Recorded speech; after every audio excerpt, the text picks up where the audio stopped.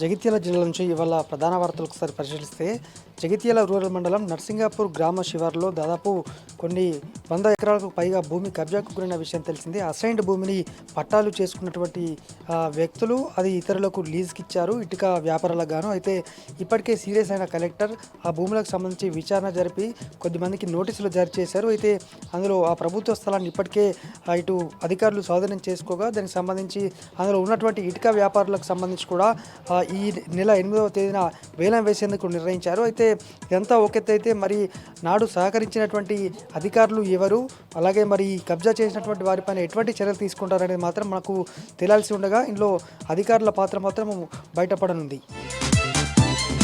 మరొక వార్త, కొండగట్టు ఆంజనేయ స్వామి క్షేత్రంలో ఈ నెల 12 నుంచి హనుమాన్ జయంతి వేడుకలు, చిన్న హనుమాన్ జయంతి వేడుకలు ఉన్నటువంటి నేపథ్యంలో అధికారులు ఏర్పాట్లు చేస్తుండగా అక్కడ నీటి కొరత సంబంధించి కూడా తీవ్రంగా వేధిస్తోంది. అయితే పూర్తి స్థాయిలో నీరు ఇవ్వాలి, అలాగే ఎటువంటి కొరత లేకుండా వసతులు కల్పించాలంటూ కూడా స్థానికంగా వస్తున్నటువంటి భక్తులు తెలిపారు. చిన్న హనుమాన్ జయంతి సందర్భంగా 3 రోజులు కొనసాగుతుండగా దాదాపు 4 నుంచి 6 లక్షల అంజన దీక్షాపరులు అయితే కొండగట్టు క్షేత్రానికి రానుండగా మరి అధికారులు ఎలాంటి చర్యలు చేపడతారో చూడాల్సి ఉంది. ఇవి జిల్లా వ్యాప్తంగా ఉన్నటువంటి వార్తలు.